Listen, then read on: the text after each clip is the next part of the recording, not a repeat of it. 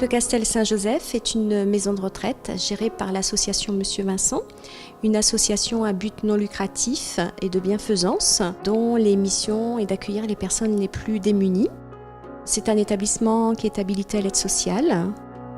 On accueille 82 personnes âgées de plus de 60 ans. La moyenne d'âge actuelle est de 85 ans.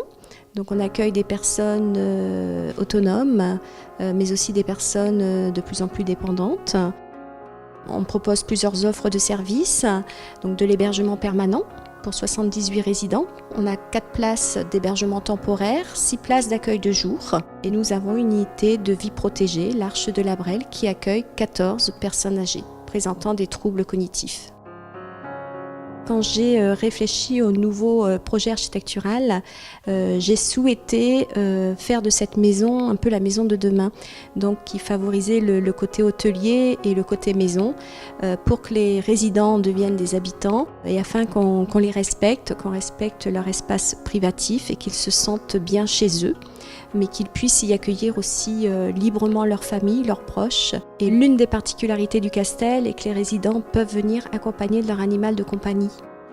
Je suis très attachée à la présence animalière et puis au fil du temps, j'ai réalisé à quel point cette présence animalière était importante tant pour les résidents que pour les équipes. Ma volonté a été de développer le prendre soin, donc la culture du prendre soin en formant mes équipes. Nous avons développé la balnéothérapie, le concept Snozolène. Depuis 1 an et demi, les résidents suivent des ateliers de Qigong 2 fois par semaine. Il y a des ateliers de coiffure, de soins d'esthétique, des soins de massage également, donc avec une équipe qui est formée, certifiée sur les soins de massage.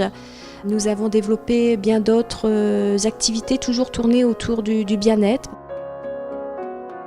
Contrairement aux idées reçues, la maison de retraite est réellement un lieu de vie où il fait bon vivre, où on favorise les échanges, où l'on passe avec les résidents, moi et les équipes, des moments privilégiés, des moments de complicité. On leur apporte beaucoup d'affection et ça, personne ne pourra nous voler ces moments-là.